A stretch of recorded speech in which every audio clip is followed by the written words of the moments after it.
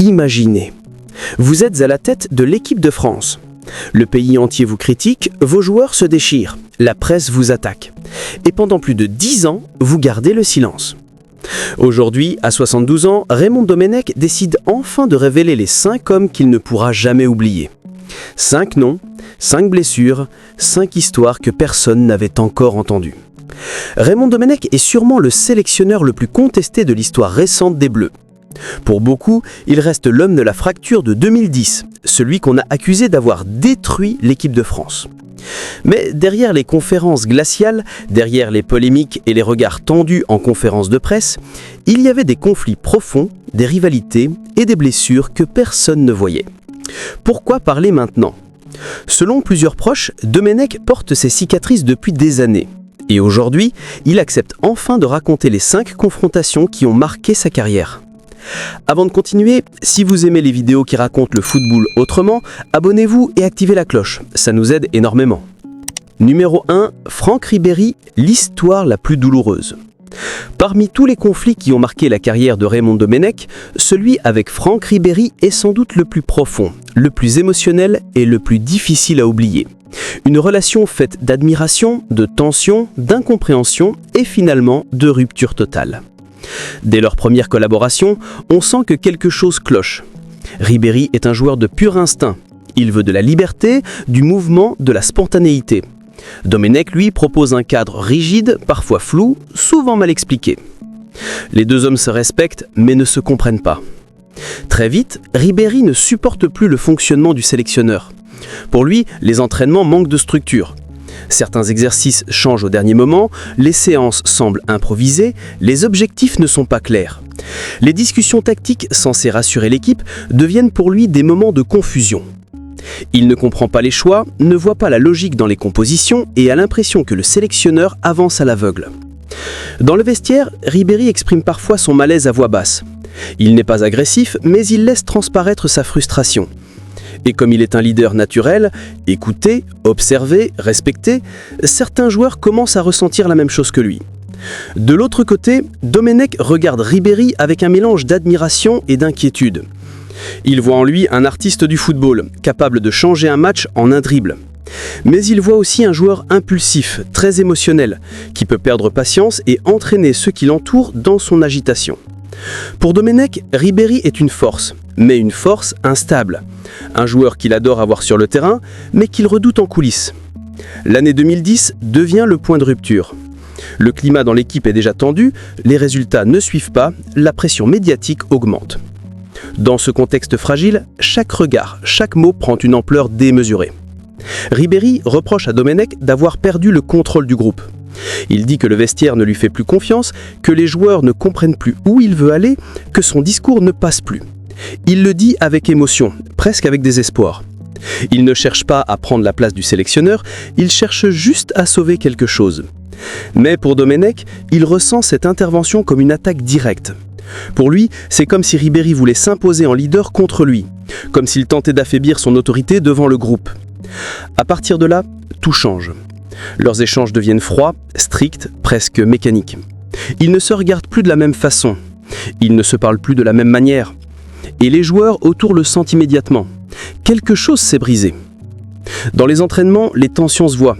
Ribéry tente parfois de prendre l'initiative de dynamiser l'équipe, mais Domenech l'interprète comme une manière de lui marcher dessus. Domenech essaie d'imposer son cadre, mais Ribéry le ressent comme un manque de confiance. Puis arrive le moment où Ribéry prend publiquement la parole pour défendre les joueurs. Un geste courageux, sincère, presque protecteur. Mais aux yeux de Domenech, c'est une trahison. Il se sent exposé devant tout le pays, comme si Ribéry venait de confirmer à la France entière que le sélectionneur avait perdu le contrôle. Ce moment scelle leur rupture définitive. Plus rien ne sera comme avant. Les silences deviennent plus lourds que les mots, les regards plus parlants que les discours. Pour Ribéry, cette période restera l'une des plus difficiles de sa carrière. Pour Domenech, elle restera l'une des blessures qu'il n'oubliera jamais. Pas parce que Ribéry l'a insulté, pas parce que Ribéry l'a défié, mais parce que c'était un joueur qu'il adorait, un joueur qu'il voulait garder près de lui et qu'il a finalement perdu. Et dans l'histoire de Domenech, cette perte-là, c'est peut-être la plus douloureuse. Numéro 2, Patrice Evra, le capitaine en rupture. La relation entre Raymond Domenech et Patrice Evra est l'une des plus complexes et les plus explosives de l'histoire récente de l'équipe de France. Elle n'a jamais vraiment commencé dans la confiance et elle s'est terminée dans un chaos total.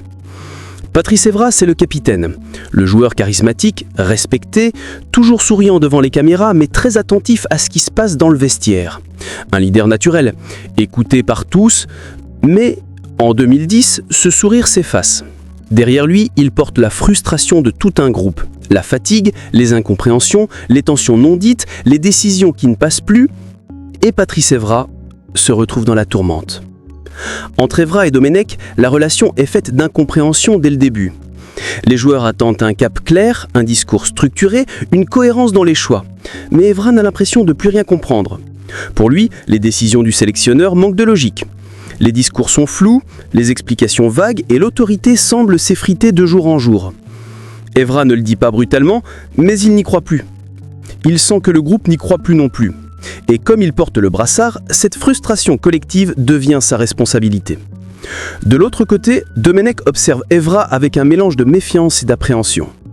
Il sait que c'est un leader puissant, capable de mobiliser tout le vestiaire, un joueur influent, écouté, mais parfois trop indépendant. Pour Domenech, Evra n'est pas juste un capitaine, il pourrait devenir un opposant. Il craint que le défenseur utilise son poids pour contester son autorité ou rallier le groupe contre lui.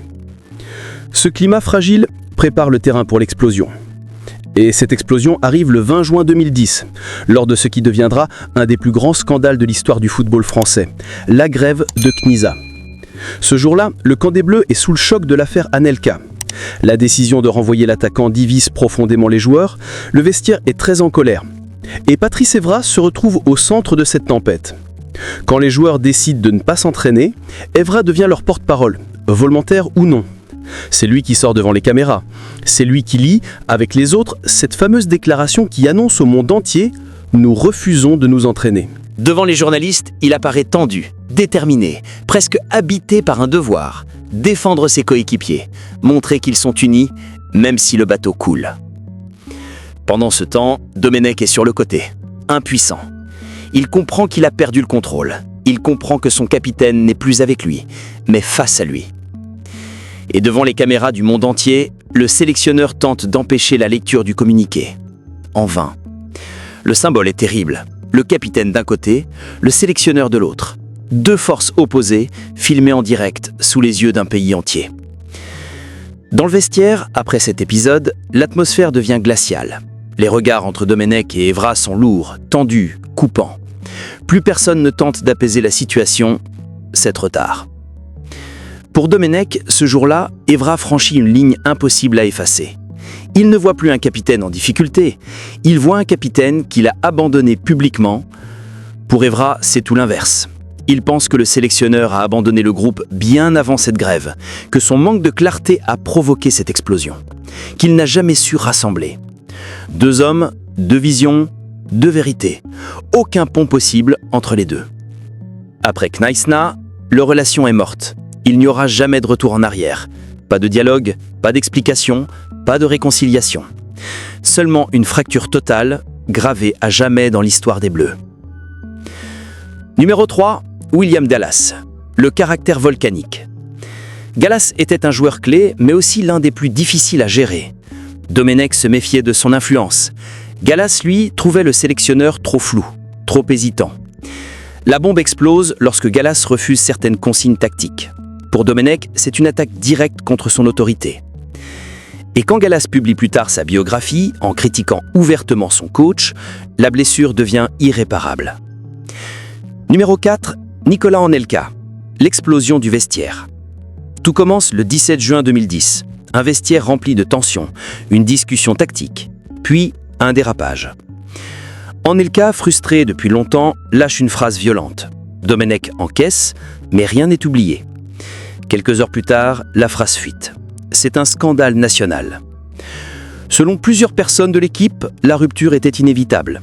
Anelka ne supportait plus les discours flous du coach. Domenech voyait en lui un joueur brillant, mais incontrôlable. Quand la fédération renvoie Anelka, le vestiaire explose. Certains accusent Domenech, d'autres pensent qu'il n'avait pas le choix. Mais ce que Domenech vit comme la plus grande trahison, ce n'est pas l'insulte, c'est le fait d'être sacrifié médiatiquement alors que tout le monde connaissait les tensions internes. Numéro 5, Karim Benzema, le silence qui a tout détruit. Entre Domenech et Benzema, il n'y a eu ni insulte ni scandale, juste un fossé énorme construit dans le silence. Domenech ne voyait pas Benzema dans son système. Trop libre, trop imprévisible. Benzema, lui, ne comprenait pas pourquoi il était souvent mis de côté malgré ses performances. Le moment le plus dur, la liste pour la Coupe du Monde 2010. Domenech annonce publiquement que Benzema n'est pas sélectionné, sans appel, sans explication privée. Benzema l'apprend en même temps que tout le pays. Pour lui, c'est un manque de respect total. Pour Domenech, c'est un choix sportif. Mais jamais les deux ne se parleront vraiment. Après Kneissna, un ancien cadre de la fédération appelle Domenech tard dans la nuit. Il lui explique que certaines décisions avaient été prises sans lui, que des dirigeants l'avaient déjà abandonné. À cet instant, Domenech comprend. Il n'a pas seulement affronté des joueurs, il a été pris au milieu d'une guerre d'influence, de clans et de non-dits. Aujourd'hui, son regard a changé. Il ne cherche plus à accuser. Il ne cherche plus à excuser. Ces 5 hommes ne sont plus ses ennemis. Ce sont ses cicatrices. Elle raconte l'histoire d'un sélectionneur dépassé, d'un groupe ingérable et d'un naufrage collectif dont il a été le visage. Raymond Domenech ne réclame ni pardon, ni revanche. Il veut seulement une chose, que son histoire soit racontée sans mensonge. Et aujourd'hui, c'est enfin le cas. Si cette vidéo vous a plu, abonnez-vous pour soutenir la chaîne et dites-moi en commentaire lequel de ces 5 noms vous a le plus surpris.